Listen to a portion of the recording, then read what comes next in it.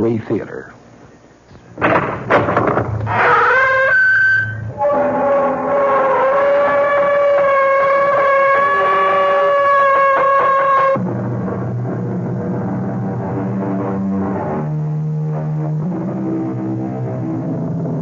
Come in. Welcome. I'm E.G. Marshall. How nice to see you again. It's good to know that you've become a regular visitor. And since you're such a good customer, it's only fair to warn you that the story you're about to hear may be a little bit more disturbing than most. If the sounds of a woman screaming in utter terror unnerve you, then perhaps you may not want to listen to a tale called Where Fear Begins. It's a story about exactly that, fear. But perhaps the best way to find out is to hear what happens to Amanda Shepard on a dark night when moonlight streams through her window, but not just moonlight. Our mystery drama, Where Fear Begins, was written especially for the Mystery Theater by Henry Slessor and stars Kim Hunter.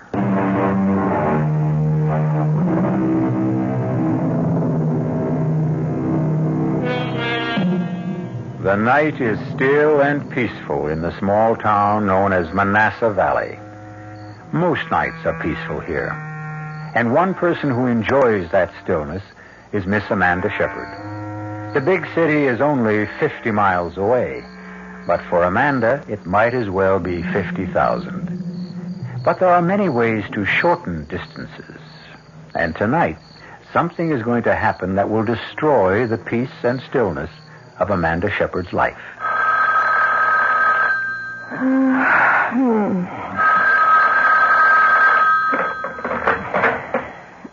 Yes. Hello. Amanda, is that you? Yes. Who's this? It's Vera. Vera? Oh, for heaven's sake, what's the matter with you? Don't you know what time it is? Amanda, I need help. You've got to help me. What are you talking about? Where are you? Amanda, I'm scared. I don't know what to do. I'm so frightened. You've got to help me. Listen, are you drunk? You've got to come out here. You've got to stay with me. Vera, will you please make some sense? It's 2:00 in the morning. I'm 50 miles away. Well, then come. Tomorrow, come. Oh, please. Please come as soon as you can. Oh, for heaven's sake, Vera, I've got a class to teach tomorrow. Come to think of it, it's even worse than that. I have a faculty meeting. Amanda, don't you understand? I need you. Don't make me explain. Just come. All right. Look, I can't promise when I'll be there exactly. Where are you staying? Vera? Vera, what's the address? Did you hear me? Vera, are you still there? Vera!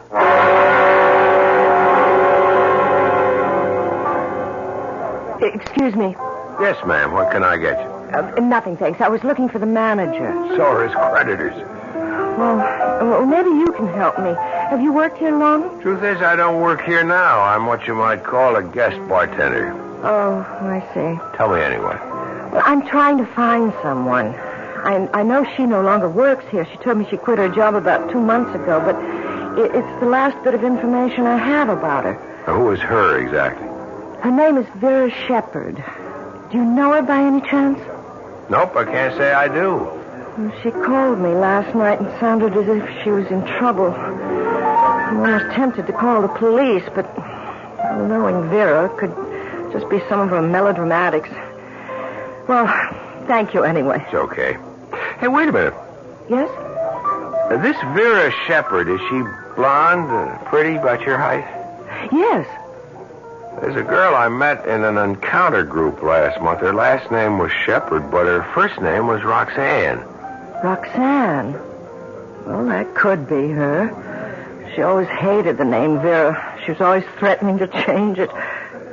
Look, have you any idea where she might be living? Sure. She lives with me. What? In the same rooming house. Upstairs. In indescribable squalor, I might add. What's a nice lady like you doing with a friend like Roxy? She's my sister. Ouch. Well, excuse me, I think I'll go see if I can pry my foot out of my mouth. Wait a minute. Where's this squalid rooming house of yours? Number 9 Hudson Street, near the river. If you see a bum sleeping in the doorway, that's the place. Hey, you weren't thinking of going there now. Of course. It's not a good idea. Now, you can't go into a neighborhood like that looking the way you do. What's wrong with the way I look? Wait a minute. My friend Tony will be back here in 5 minutes to take over the bar. I'll go with you. Well, I'm sure I can find it alone. There's some pretty bad customers around there. They don't look any better here. You can trust me. Underneath this dirty shirt beats a heart of pure soap. Well, all right.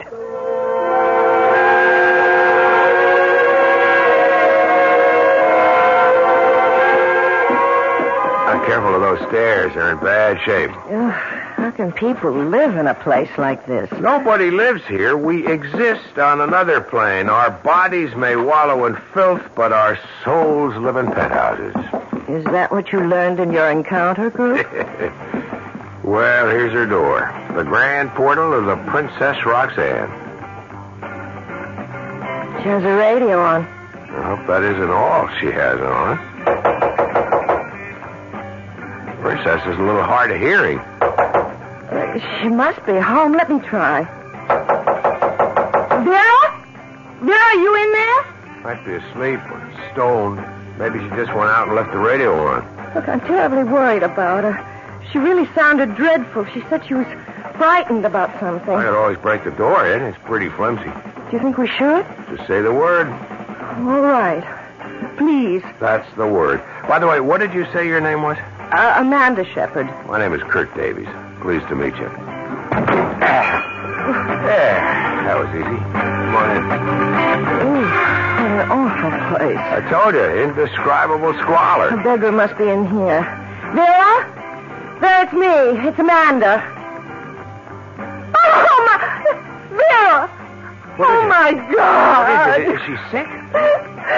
Look at her. Look at her eyes. Easy, take it easy. I don't think she's breathing. She's dead. Oh, my God, my poor sister is dead.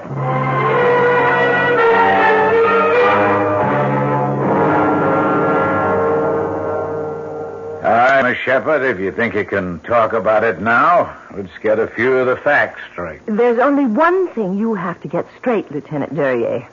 Somebody did this to my sister. Yeah, you told me. How long were you two separated? A little over a year. She left Manassas Valley about 14 months ago. What for? Just to come to the big city? I suppose that was her reason. Any other reason you know about? Was there a man, for instance? There was a man, all right, but not what you're thinking. Vera had a fight with our father. Your father live in Manassas Valley?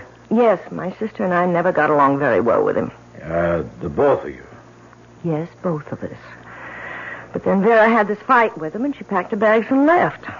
She had some idea of becoming an actress or a singer or something like that. And did she? No. I don't know what she became here. And when she called you last night, what did she say exactly? She just said she was scared. Scared out of her wits. And I heard this terrible scream. Lieutenant, there's only one explanation. Somebody was after her. Somebody was in her apartment last night and killed her. I'm sorry, Miss Shepard, but this is no murder case. But you saw her eyes. You saw the way she looked as if she'd been frightened to death. There's just no such thing, Miss Shepard. At least not in the law books. Your sister suffered a cardiac arrest. That's a heart attack. I can't believe that. That look on her face. It was just a death agony. That's all you saw. Somebody was after her. Some man, probably. I'm sure of it. Maybe she was scared because she was sick. There was nothing wrong with her health. Look, the medical examiner knows his business, miss. Of course, if you want to insist on an autopsy, that's your privilege. An autopsy? That means cutting her open. That's what it means. And if it proved you were wrong, that she didn't die of natural causes? Oh, we'd be the first to admit it. All right, then. I want an autopsy. Look, I'm sure that something horrible happened to Vera. Okay, whatever you say, Miss Shepard. I'll be in touch with you. Oh, where will you be staying? I'll be staying right here.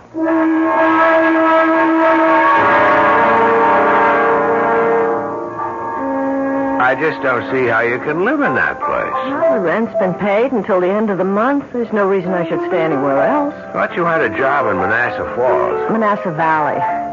And I do have a job. I teach school. I've already asked for a leave of absence. Look, I'm not leaving here until the police do something about this. You may have a long wait. It doesn't matter how long. I know something happened to my sister, and nobody seems to care. Listen, I'll be taking care of the bar for another couple of hours. Why don't I meet you later for a drink or something? No, I have to get home. I have to call my father, and I have to get some sleep. I'm so dreadfully tired. Okay, but if you need a friend, remember, I live 1 floor away. Yes, I'll remember.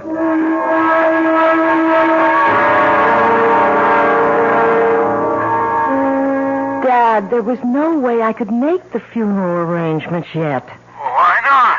Because the police are performing an autopsy on Vera's body to determine the exact cause of death. What? I thought you told me she had a heart attack. Yes, but I still thought it'd be wise to learn more about it. Dad, she was only 26 years old. Yeah, but she wasn't a well girl, Amanda. You know that. She had rheumatic fever when she was a child. Always seemed perfectly well to me. Look, Dad, I'm just not satisfied about this. That's all there is to it. That's why I'm not coming home until I find out more. You're a stubborn woman, Amanda. You're just as stubborn as your mother was. All right, Dad. I'll try to speak to you again tomorrow. What's the hurry? You haven't talked 3 minutes with yet. I'm exhausted. I've got to get some sleep. Goodbye, Dad. How can I sleep? How can I? I know I'm just going to lie awake all night. Just thinking about Vera. Oh, Lord, why did I decide to stay in this horrible place? I have to clean it up tomorrow. It's so filthy. At least that'll give me something to do. Oh, if only I could sleep. I wonder if Vera has anything in the medicine cabinet. Won't hurt to look. Yeah, what a mess of bottles. Half of them are empty. What's this one? Aspirin. Wait a minute. This one's marked. For sleep, thank God. It's the only way I'll get to close my eyes tonight.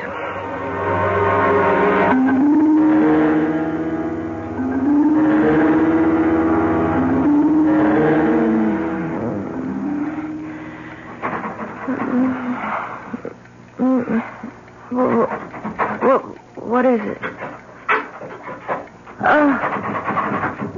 It sounds like someone at the door. At the front door. 1 minute.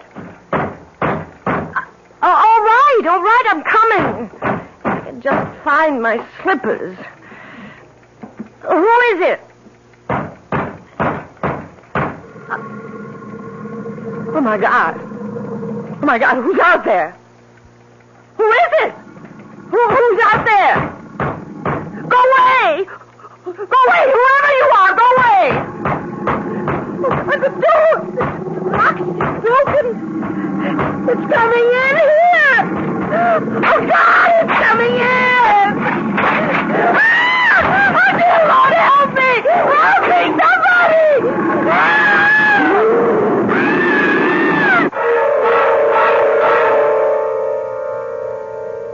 Well, now that's what I would call an unexpected visitor. Of course, there are neighborhoods in every large city that have their share of gorillas, but they're customarily of the human variety. How did this specimen get to Amanda Shepard's apartment? I'd be glad to tell you, but That would be spoiling the surprises that...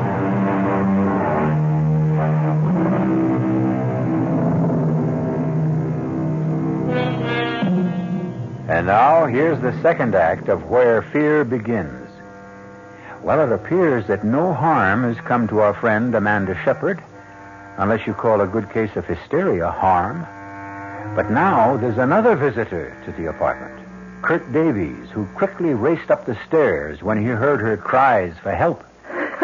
I saw it. I saw it. So help me. I saw a gorilla, an ape. I don't know what you call it. Sure you saw it, Amanda, but in a dream. I know the difference between a dream and reality. It was a real gorilla. It broke the door in. No, honey. I'm the one who busted in the door, remember?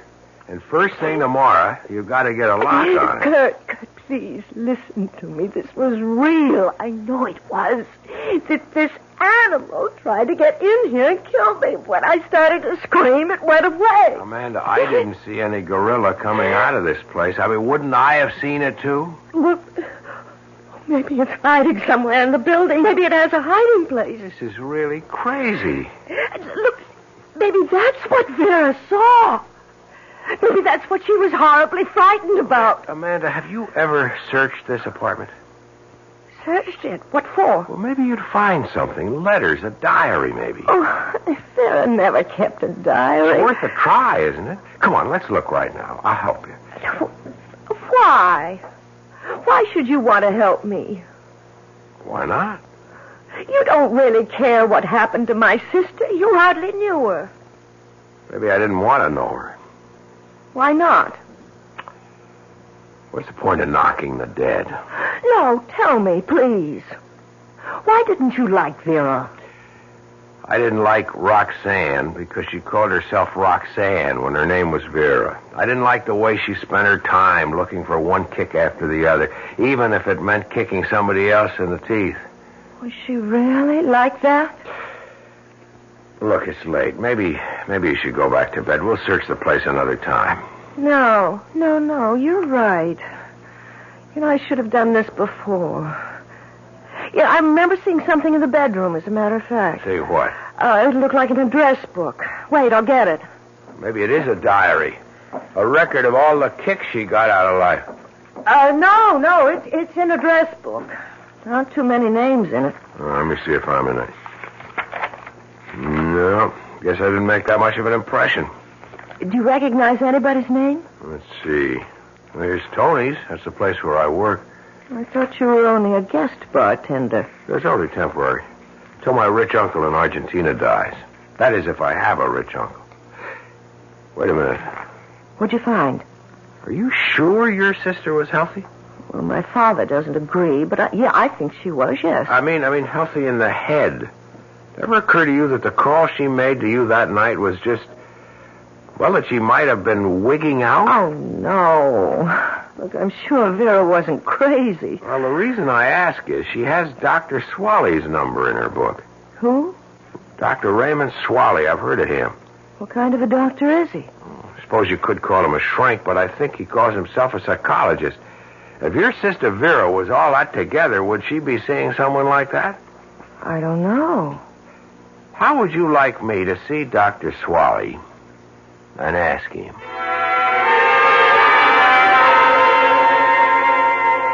No, the name isn't familiar, I'm afraid.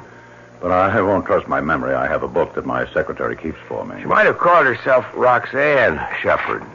Very neat alphabetical book. Miss Riegelman tends to be a little compulsive about her record keeping.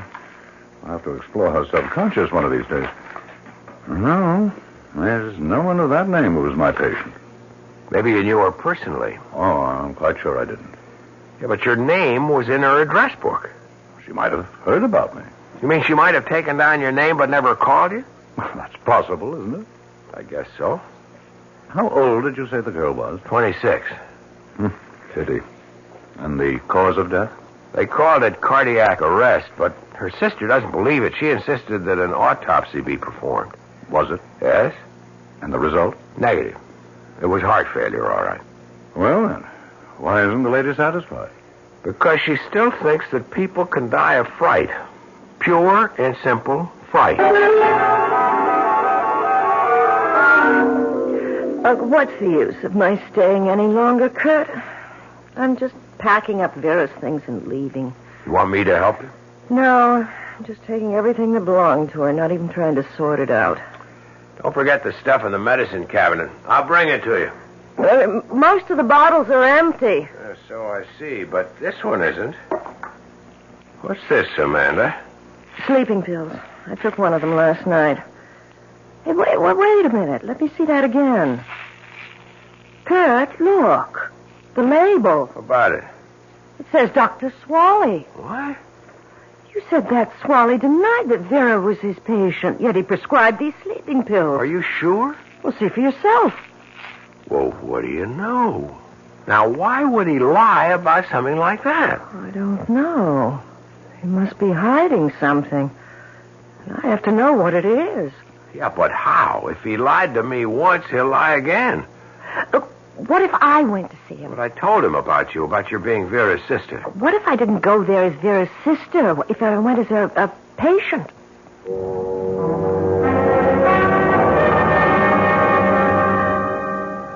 I'm so miserable all the time, Doctor. So depressed and nervous.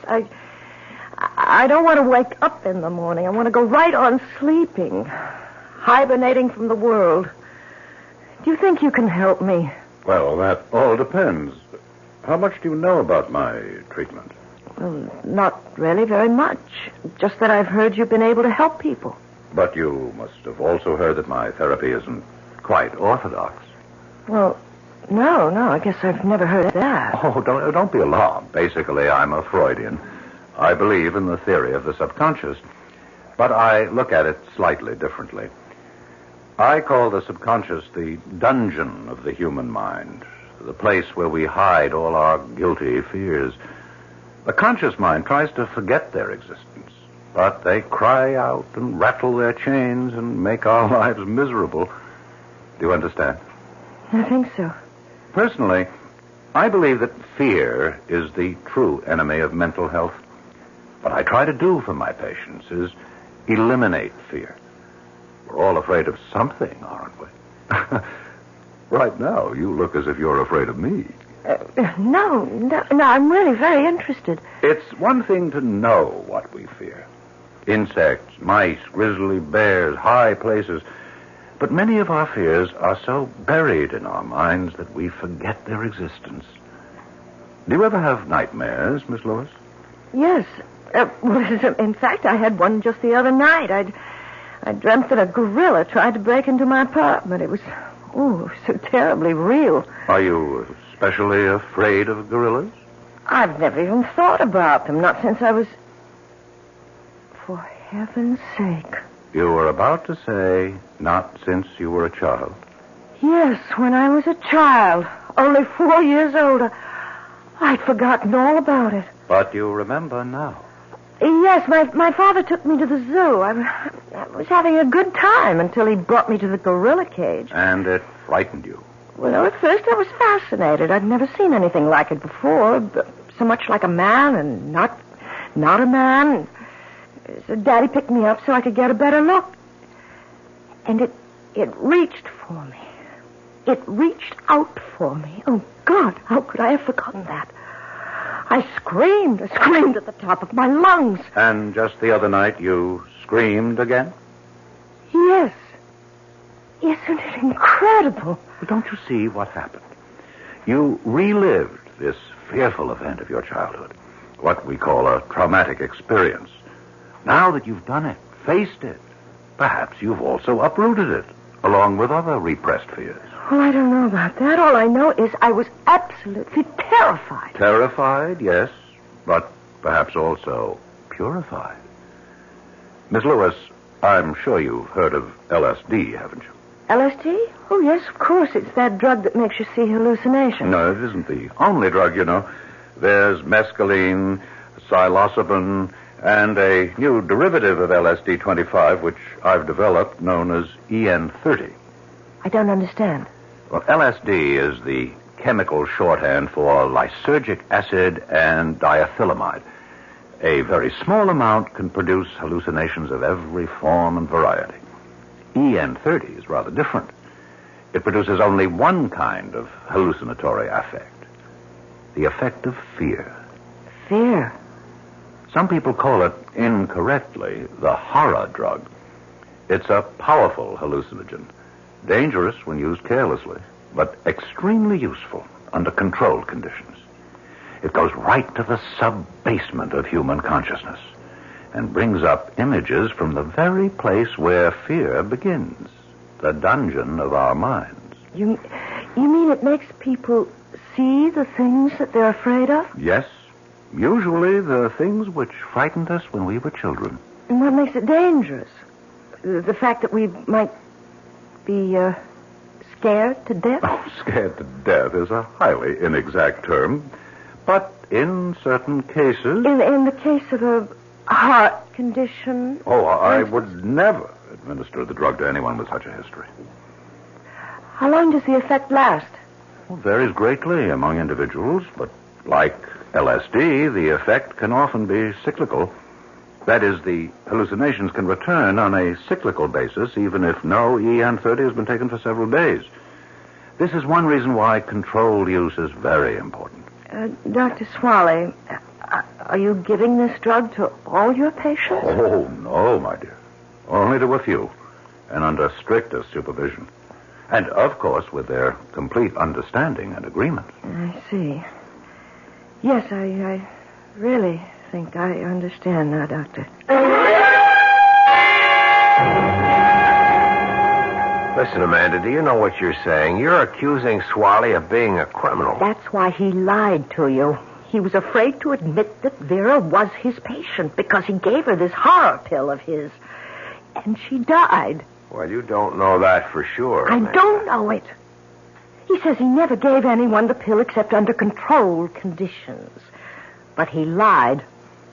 He said he'd never give one of those things to someone with heart trouble, but he gave one to Vera. Look, you're all worn out. You better get to sleep, and we'll talk about it in the morning. I'm going to the police in the morning, Kurt. Will you go with me? Amanda, I've already been to the police. What? I saw Lieutenant Duryea. But why? I've been worried about this undercover game you've been playing. So I talked to Duryea, told him about what you were doing and what you suspected. And? Duryea made a check of Swally's records, Amanda. He made it part of the routine police inquiry into your sister's death. What are you trying to say? Swally wasn't lying about it. What? He wasn't lying about your sister. She was never his patient.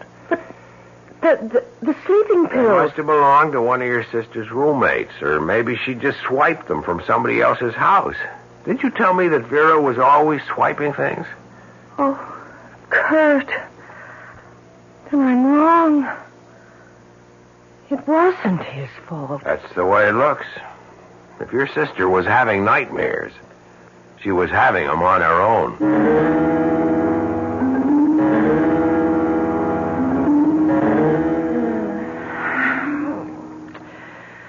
Oh, it's so warm in here. It's too warm to sleep. I've got to open that window or I'll suffocate. It's so hard to open. Oh, there.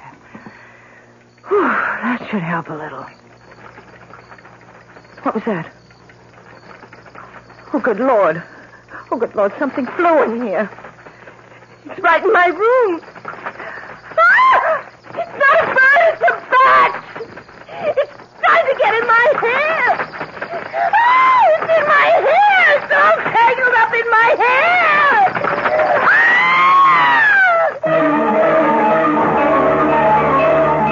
Ah! What is there about a bat which fills almost all of us with dread?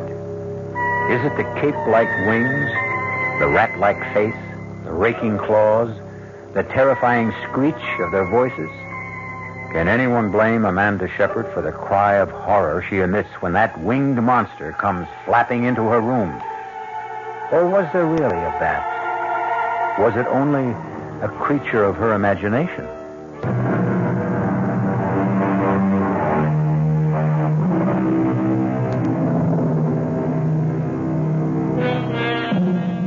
Amanda Shepard has had another nightmare.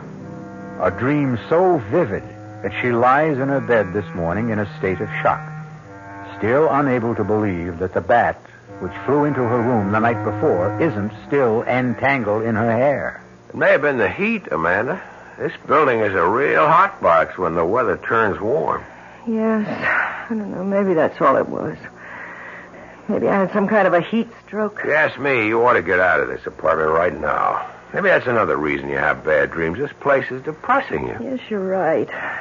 There's no point in my staying here anymore. The police have proved that, haven't they? You just have to accept the truth. Your sister died because she died. And I guess that means I should go back. Doesn't mean you have to go back to Manassas Valley. Listen, have you ever thought of teaching right here in the city? We've got an awful lot of kids here who No, Kurt. No, it's time for me to go home.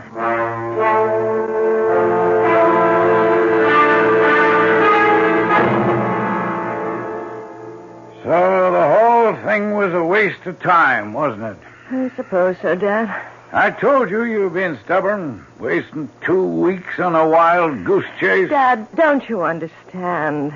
Vera died without either one of us being there. She died all alone, in agony. And whose fault was that? Who told her to leave home? All right. Let's not talk about it anymore. Oh, now you even sound like your mother. Whenever she didn't want to hear the truth, she'd ask me not to talk about it We've anymore. said it all, haven't we? I'm going to bed early. I've been sleeping very badly lately. Amanda, wait. Yes, Dad? Look, why does it have to be this way between us? I don't know what you mean. It's been like this for years. This wall of ice between you and me. What put it there? I've asked myself 1,000 times and I still don't know the answer. Maybe you'll never know, Dad. Oh, I know it started right after your mother died. That was when you turned against me. You and Vera both. Oh, please, Dad. We'll discuss it some other time. I'm really too tired. Oh, no, you'll never discuss it with me. You'll just go on hating me for the rest of your life. I don't hate you. I saw the look in your eyes the day your mother died. I saw the way you looked at me, Amanda. I don't remember how I looked at you. How could I? I was in a state of shock. You were in a state, all right. And you've never snapped out of it. Please, Dad. All right, go to bed. There's no use trying to reach you. Never been any use.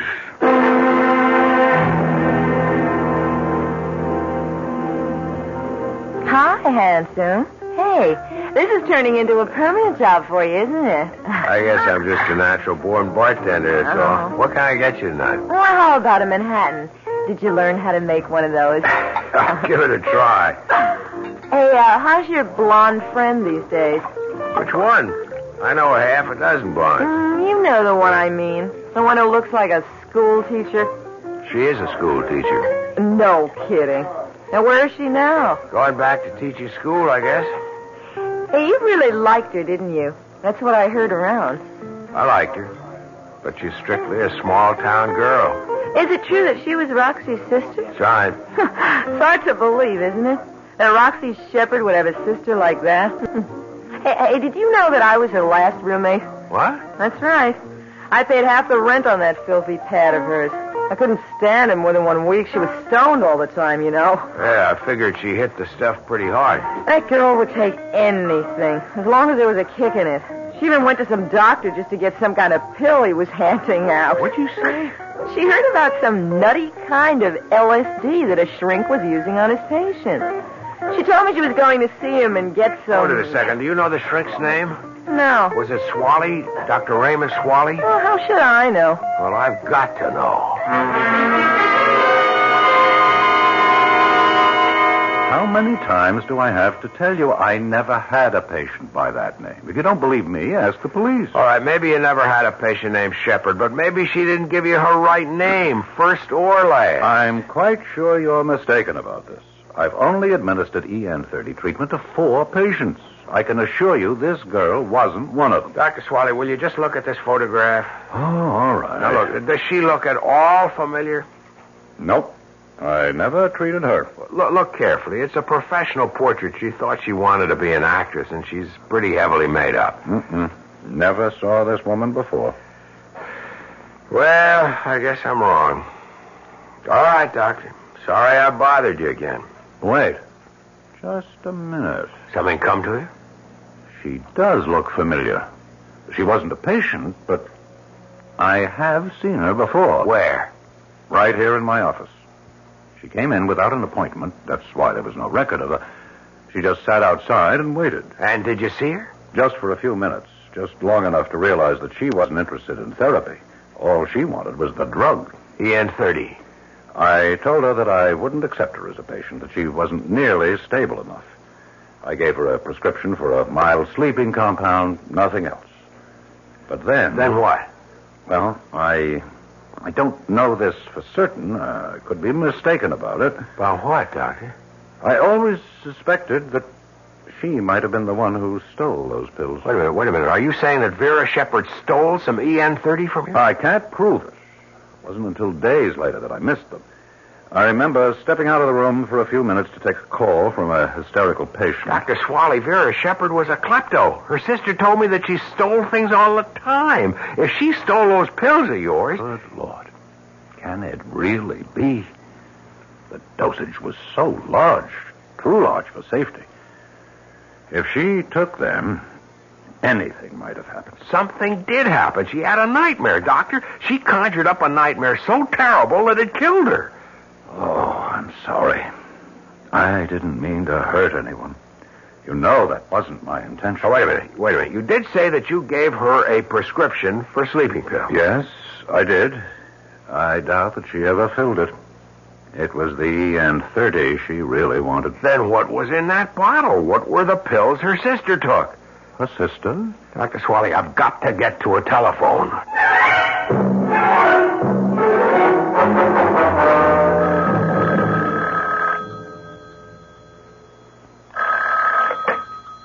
Hello? Hello, is Amanda Shepard there? Oh, yes, she's here, but she's asleep right now. Who is this? Is this Mr. Shepard?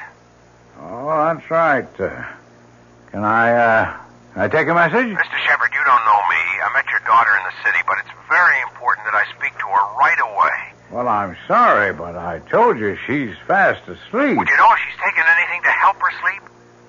As a matter of fact, I thought I did see her take something. She's very Listen, tired. Mr. Shepard, you've got to get a doctor for her right now. I know it sounds crazy, but if she took a pill that her sister was using, she may be in danger. Well, wait a minute. What are you talking about? I'm driving out there, but your daughter may be in terrible danger right now.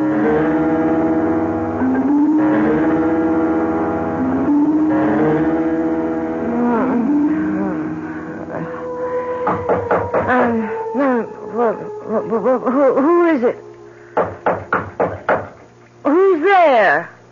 It's your father, Amanda. Let me in. Dad? The door's open. I can't open it, Amanda. You'll have to open it for me. Oh, all right.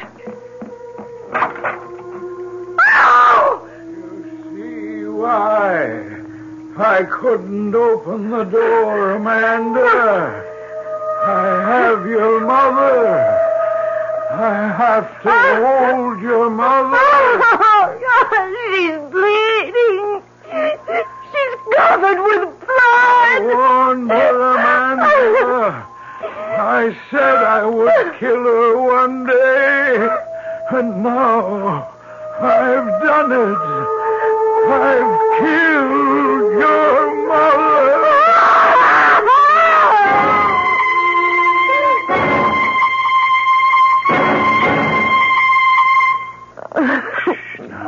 Now, it's all right, darling. It's all right, baby. It's okay now. Oh, my God. Oh, Daddy. It's just a dream, honey. Just a bad dream. Daddy, please hold me. Don't let me go. No, Amanda. No. I won't let you go.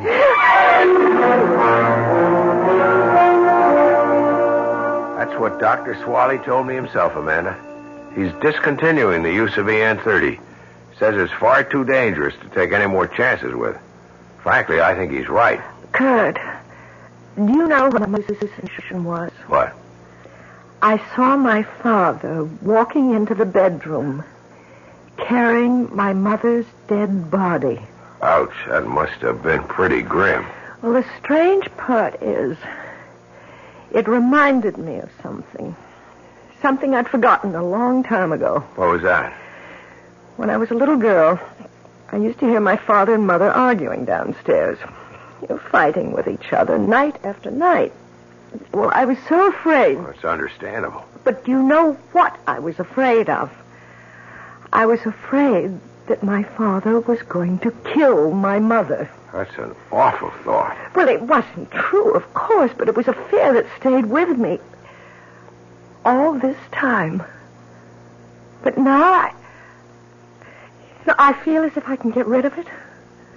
Kurt, I know it sounds crazy, but wouldn't it be something if it turns out that Dr. Swally had the right idea?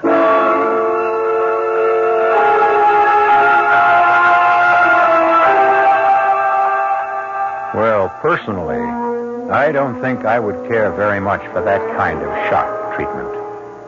In fact, I think I'd rather have my neurosis and gorillas, bats, and so forth in my house. But to each his own, huh? Our cast included Kim Hunter, Mason Adams, Alan Hewitt, Ian Martin, and Phoebe Doran. The entire production was under the direction of Himan Brown. This is E.G. Marshall inviting you to return to our Mystery Theater for another adventure in the macabre. Until next time, pleasant dreams.